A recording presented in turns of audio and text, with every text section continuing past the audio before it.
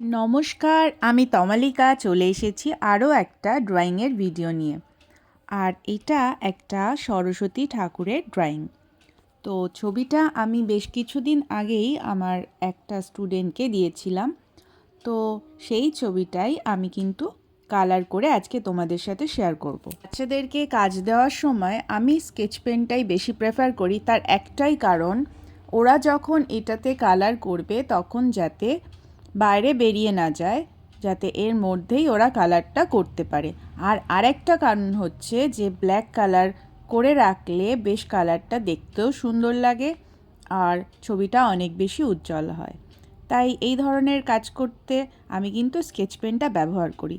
তো স্কেচ পেনের সাহায্যেই ডিরেক্ট ছবিটা এঁকেছিলাম আর সেটাকেই এখন অয়েল প্যাস্টেলের সাহায্যে আমি কালার করছি।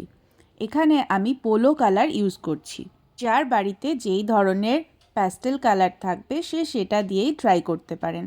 তো ফার্স্টেই লাল কালারটা নিয়েছি আর সেটা দিয়ে মোটামুটি ম্যাক্সিমাম লালের যা যা কাজ ছিল সেইগুলোকে কভার করে নিয়েছি। এইখানে মা সরস্বতীর শাড়িটার জন্য আমি ব্লু কালারের শেড ইউজ করেছি। তার জন্য দুটো ব্লু কালার ইউজ করেছি, একটা অ্যান্টারি ব্লু আর একটা স্কাই ব্লু। দুটো কালারকে নিয়ে খুব সুন্দরভাবে সিকোয়েন্স ওয়াইজ ইউজ করে সেটাকে খুব সুন্দরভাবে ব্লেন্ড করে দিয়েছি। আর দেখো শাড়ির কালারটা কতটা সুন্দর লাগছে, একদম জল রঙের মতো লাগছে। প্যাস্টেল কালারটা কিন্তু এমনই, এটাকে তুমি যদি সুন্দর করে কালার করতে শেখো তাহলে অনেক সুন্দর সুন্দর ছবি তুমি এটা দিয়ে বানাতে পারবে। তো এই অয়েল প্যাস্টেলের সাহায্যে অনেক সুন্দর সুন্দর কাজ আমি করি, আমার খুব ভালো লাগে আর আমি আমার স্টুডেন্টদেরকেও সেটা শেখানোর চেষ্টা করি। কথা বলতে বলতে সরস্বতী ঠাকুরের শাড়ির কাজটা আমার কিন্তু প্রায় কমপ্লিট হয়ে গেছে। আর ঠিক একইভাবে কিন্তু সিকোয়েন্স ওয়াইজ আমি কালারটাকে ব্লেন্ড করে দিয়েছি। আর কতটা সুন্দর লাগছে সেটা তোমরাই দেখো।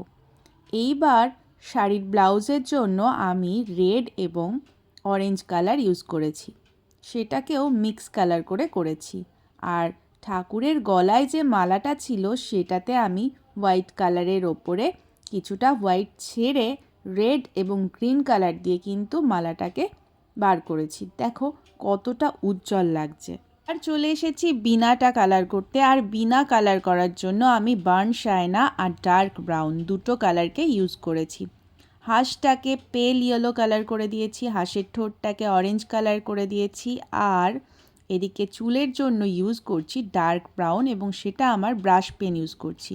আর ফাইনালি ঠাকুরের লুকটা ছিল এই রকম। ভিডিওটা ভালো লাগলে অবশ্যই লাইক কমেন্ট শেয়ার করবে, অবশ্যই আমার চ্যানেলটাকে সাবস্ক্রাইব করবে।